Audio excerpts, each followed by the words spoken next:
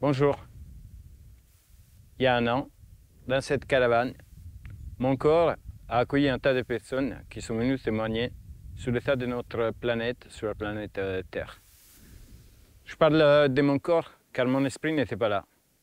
En fait, j'ai reçu une visite de Xandralok Q, un alien provenant sous forme spirituelle de l'autre bout de la galaxie. Il m'a demandé s'il pouvait occuper mon corps le temps de prendre des renseignements sur notre planète. Étant la planète à un bout de l'univers que nous ne connaissons pas, totalement détruit à cause de la mauvaise utilisation qu'ils en avaient fait. Ils avaient consommé toutes les ressources, ils avaient détruit les écosystèmes et finalement, petite élite des méga riches, ils s'étaient expatriés de leur sol natif pour vivre sur une station orbitante dans des corps artificiels. Ces corps artificiels, ils auront une durée d'encore 10 000 ans. Les voyages aller-retour de leur planète ou notre sous forme spirituelle pendant 200 ans. Donc, j'ai consenti à que mon corps soit l'hôte pour accueillir son esprit et lui permettre, avec mon matériel de réalisateur, de prendre un tas d'interviews. Ces interviews ont été revues, triées et montées par moi et les bénévoles de l'association électrique Caravane. Donc, ce que vous allez voir, c'est les résultats montés et interprétés par un être humain de ce que Xandralok Q a récupéré comme matériel. Le même matériel, il sera repartagé avec ses confrères qui sont partis visiter d'autres mondes habitables de notre univers. Bon visionnage.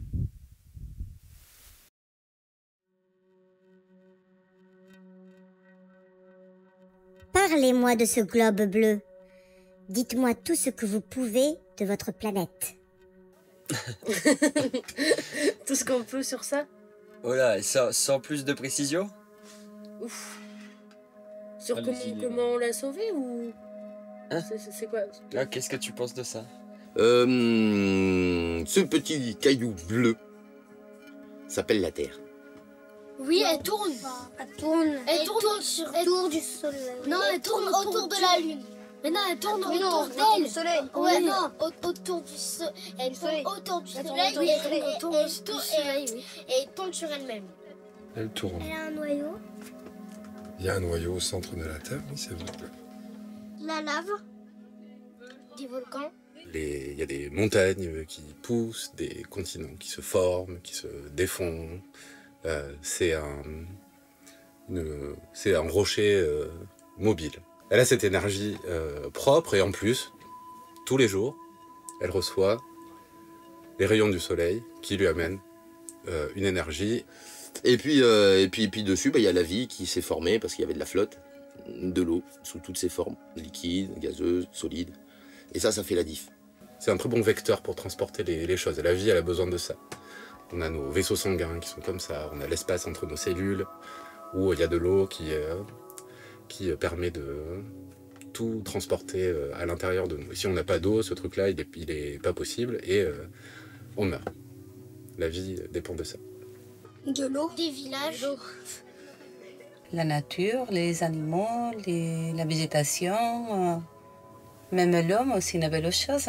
Les plantes, les champignons, les animaux, c'est comme ça qu'on les classifie grossièrement sur notre planète. Là, j'habite en Dordogne, c'est très mignon, il y a des arbres, la verdure, des lacs. C'est très joli, c'est un petit peu vallonné, ça zigzague un peu. Voilà, donc c'est une diversité colossale, c'est une richesse incroyable. Des villes. Oui, des villages, quoi. Ouais, des villages. Des magasins. Des pays. Des magasins. Des pays. Là, je vois qu'il y a des dessins dessus avec des noms de pays qui ont été marqués dessus, mais ça, c'est pour la carte.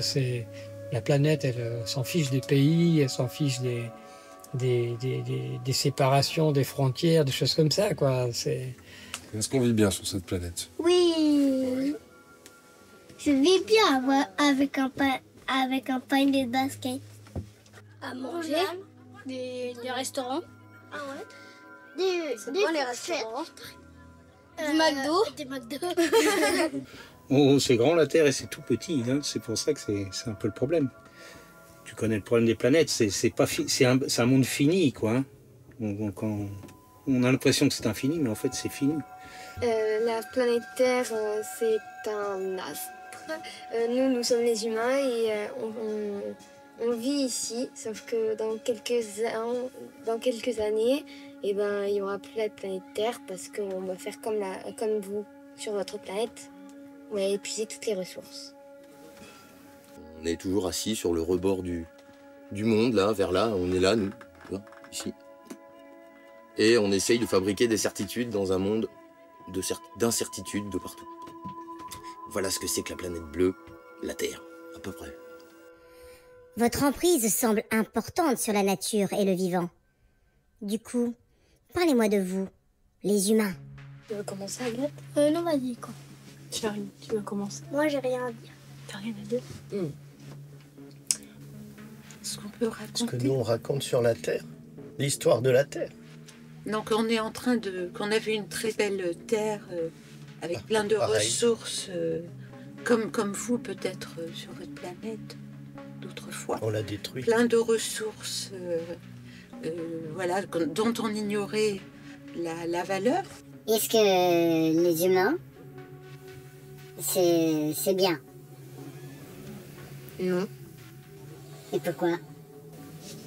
Parce qu'ils sont trop nombreux et qu'ils ont aussi éteint des espèces d'animaux. Avant, il y avait un oiseau qui s'appelait le dodo et les hommes, il était en fait très facile à chasser parce qu'ils ne savaient pas voler, ils couraient pas très vite et ils ne savaient pas se défendre. Du coup, les hommes l'ont tué, ils ont tué jusqu'au dernier. Je vais commencer par dire que l'homme fait partie de la nature. Tout ce qu'il fabrique fait partie de la nature, en fait. Puis si l'homme fait partie de la nature, cette caravane fait partie de la nature. Ça va à peu près. On a un petit peu de technologie qui nous aide. Et les ressources de la planète, on les utilise beaucoup aussi. C'est parce qu'on vit dans un pays, dans un endroit sur la planète qui est favorisé par rapport à d'autres endroits. Depuis quelques les générations, aussi petit à petit, surexploitent. On a surexploité, on a gâché, gaspillé, tout ça. On est peut-être juste pas encore arrivé dans le mur, mais à mon avis, on s'y dirige quand même fortement. Parce que nous aussi, on a une élite qui a fait le choix de favoriser le profit et l'argent par rapport à la vie. Est-ce qu'on veut la vie? Est-ce qu'on veut l'argent? On n'apportera pas les mêmes solutions. Les déchets dans la mer aussi. Voilà, déchets, évidemment. On met les déchets bien partout, sûr. Voilà. S'il n'y avait pas de déchets, on était... Ouais. On traite pas bien les déchets. Il y a les même animaux aussi. Vous avez entendu parler d'une île avec une île de plastique. Des déchets de plastique. Oui. Hein? Pour vivre dans cette société, on est obligé de polluer d'une certaine manière. En fait. L'humain a fait que la nature se rebelle. On se comporte un peu comme une fourmilière, on mange tout ce qu'il y a autour, il n'y a plus d'herbe que de la terre, on a creusé notre galerie et tout devient stérile et il faut aller ailleurs. Mais après, est-ce qu'on pourra aller ailleurs indéfiniment? Ça, c'est moins sûr. Après, ils se sont rendus compte, mais après ils disent je peux pas retourner en arrière et après ils continuent du coup. Oui, c'est une course sans fin. Il semblerait que l'homme soit en train de faire quelque chose comme ça. Parce qu'il a développé sa société, ses besoins et ses relations de dépendance, en tout cas à ce jour, à un point qu'il a besoin de beaucoup d'énergie. Plus que celle que lui fournit le soleil tous les jours, finalement. Depuis 2 jours, on a déjà dépassé on est à crédit, c'est-à-dire qu'on a dépassé ce que la Terre peut produire, peut reproduire en un an de consommation des humains. C'est-à-dire on vit à crédit. Mais la planète ne vit pas à crédit. La planète, elle s'en fout, je crois. La planète, elle se sauvera tout seul. On fait de l'écologie pour sauver l'humain sur la planète. On est quand même bien dans notre vie. Ah oui. Il y a aussi des gens qui sont très gentils. Voilà. Oui. Il y a plein de règles. Il faut penser que nous, on a la chance d'avoir une maison, à manger. Parfois, par exemple, on dit c'est dégoûtant ce plat et on le jette à maman. Mais après, on se rend compte que il y a des gens qui n'en ont pas à manger. En fait. Bah oui. C'est du gaspillage. On est devenus des enfants gâtés en fait. Oui, c'est ça, des enfants gâtés. Un arbre, il nous donne une pomme gratuitement, sans réfléchir, il n'y a pas d'échange d'argent. Si demain je propose à un arbre de l'argent contre sa pomme, je pense que l'arbre ou l'ent, l'esprit de l'arbre, l'esprit de la forêt rigolerait bien fortement. Là, peut-être profiter de votre séjour sur Terre en évitant la surconsommation, le capitalisme.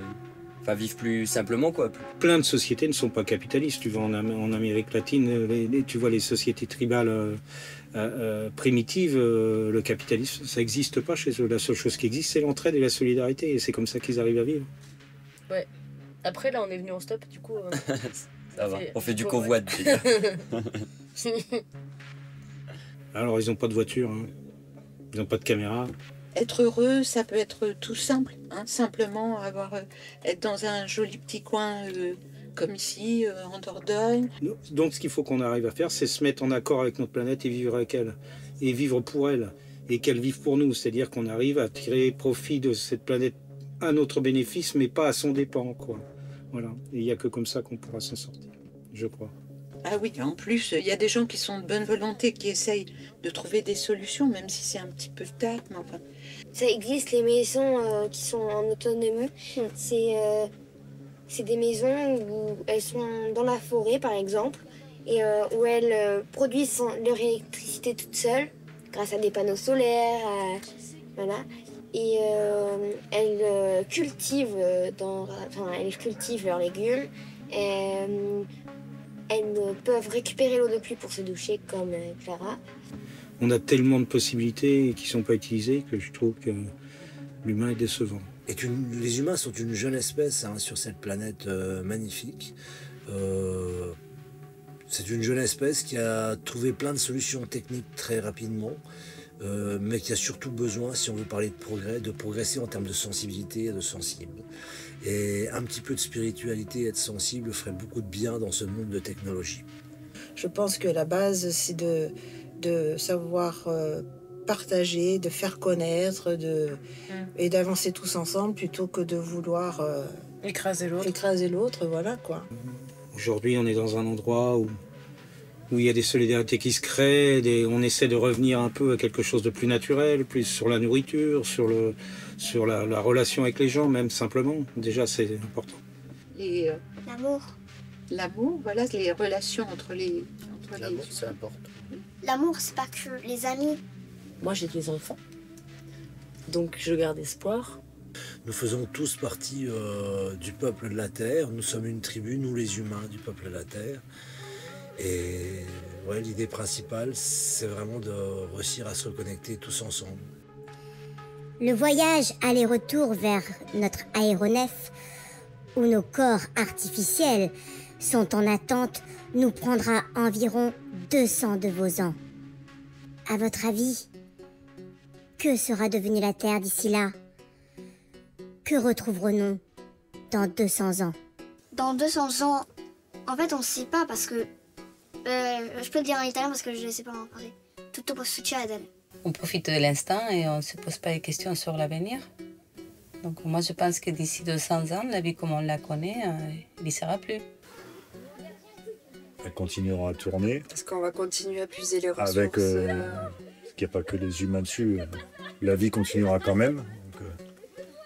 Vous serez peut-être tout seul et il y aura peut-être encore les crocodiles qui résistent depuis la préhistoire. Il y aura certainement peut-être des espèces vivantes, peut-être des amibes ou des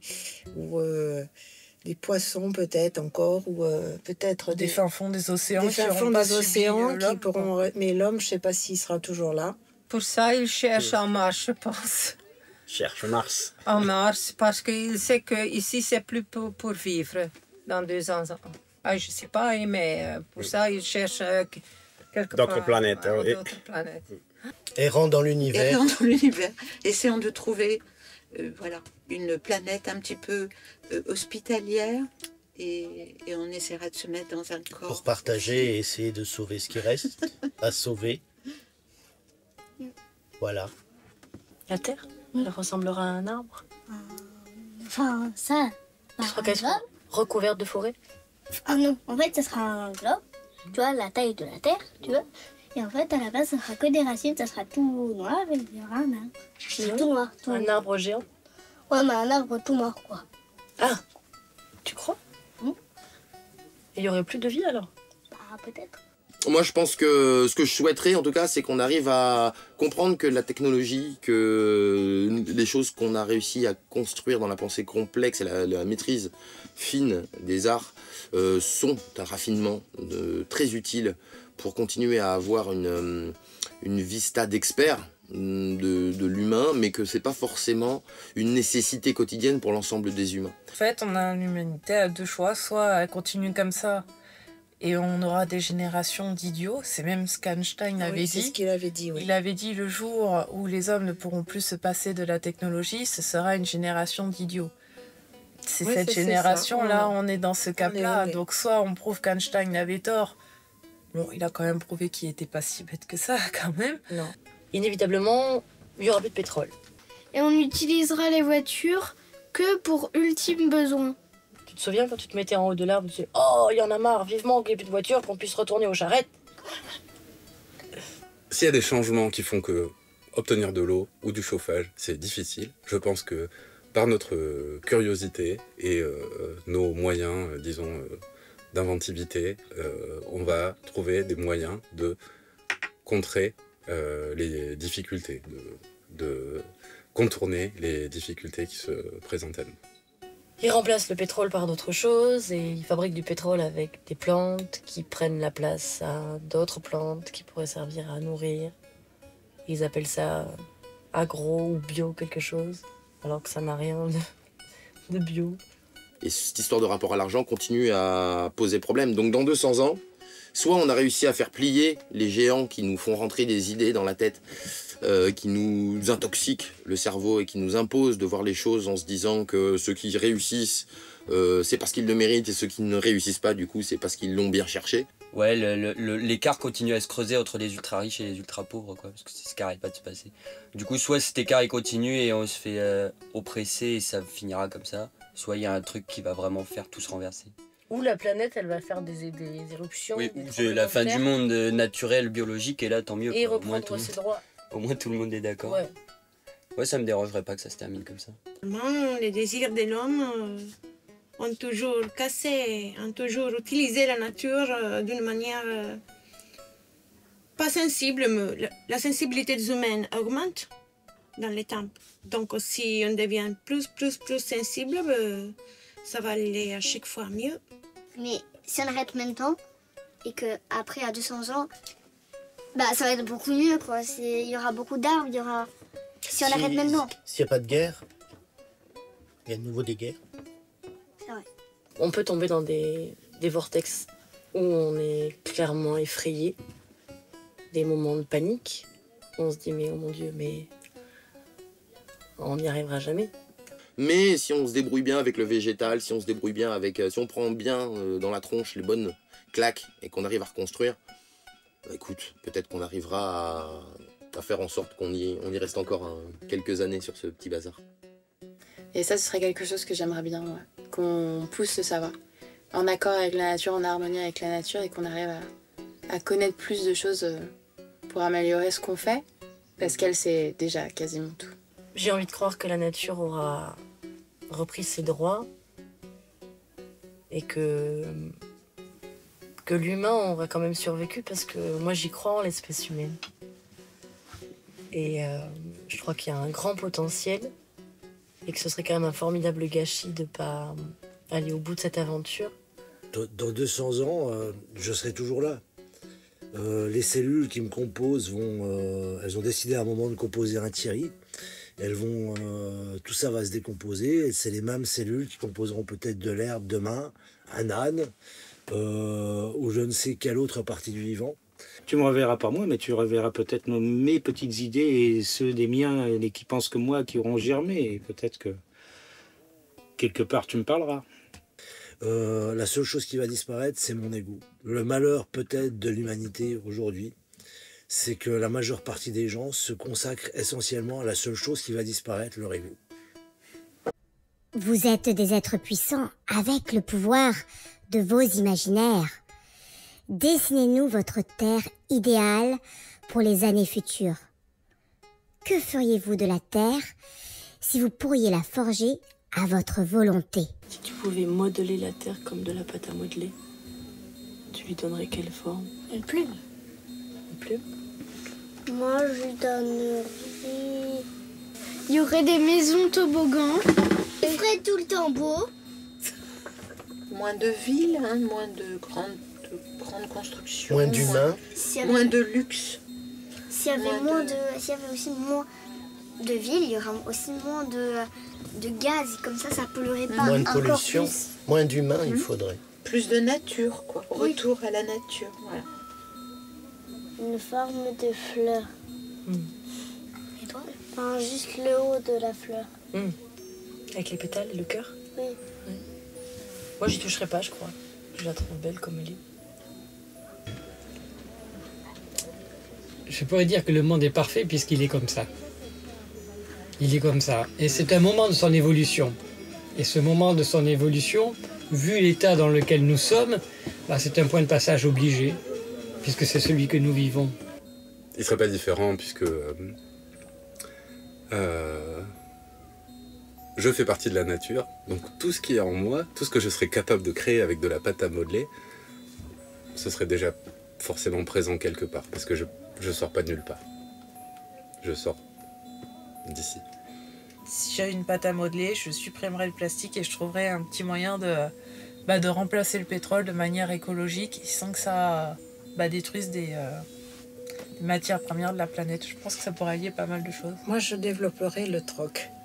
Revenir aux voitures du Moyen-Âge, les charrettes avec les chevaux.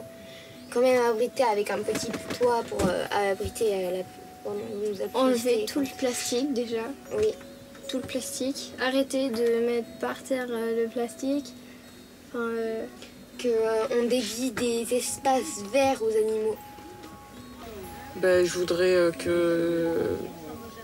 voudrais qu'il y ait moins de guerre déjà. Que tout le monde vive en paix.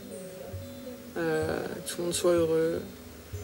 Tout le monde il est beau, tout le monde il est rose.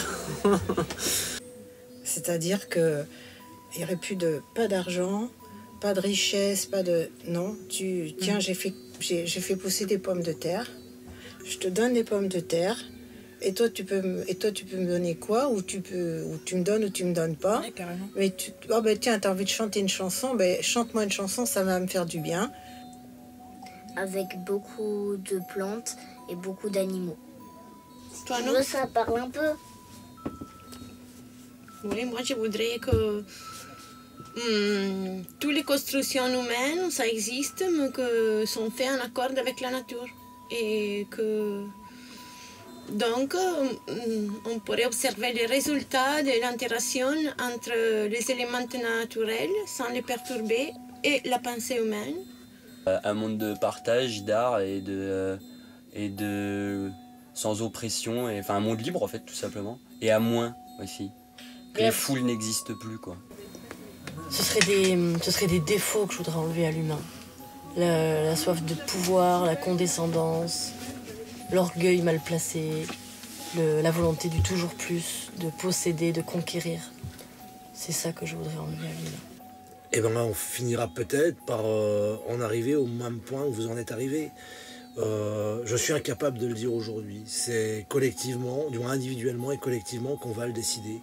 Et comme je crois très profondément que ce qui compte, c'est la façon dont on vit les choses, sans autre objectif que de faire bien à chaque moment, je me dis qu'à un moment, la planète peut très bien vivre et le vivant peut très bien s'épanouir ensemble. Il suffit qu'on décide rapidement et radicalement de prendre une orientation à destination de la vie plutôt que de la mort. Il faut être au clair individuellement avec ce que l'on peut faire, ce que l'on veut faire. S'engager, donner du temps, mais transmettre nos valeurs à nos petits. Et puis essayer d'être ce qu'on prône au maximum. Il ne peut pas y avoir que du bien. Tu vois, il faut qu'il y ait des choses bien et moins bien. La dualité. Faut que ça fasse un contraste quoi. Ouais. S'il y a que du bien, tu vois même plus que c'est bien en fait. Ouais, tu t'ennuies. Donc je pense, enfin peut-être que ça peut être pas autant dans l'extrême à détruire la planète comme là on fait, mais il peut quand même rester des choses modernes et c'est le but de la vie, quoi. C'est un équilibre constant, quoi, tout le temps. Pas de plus d'un côté ou moins de l'autre. Si un plus il est compensé par un moins, et après qu'est-ce qu'elle sera vraiment, ça on verra bien. Est-ce que petit à petit, face à tous les messages qui sont passés, de toutes les organisations, de tous les gens qui, comme ici, proposent des alternatives, est-ce que petit à petit les gens vont adhérer à cette manière de vivre différente qui, plus d'être et moins d'avoir? C'est vrai qu'il y a beaucoup de choses artificielles, que les humains prennent pas soin de la planète, mais il y a aussi beaucoup de belles choses qui se font, comme ce festival, voilà. Comme plein de belles initiatives de gens qui veulent changer les choses aussi.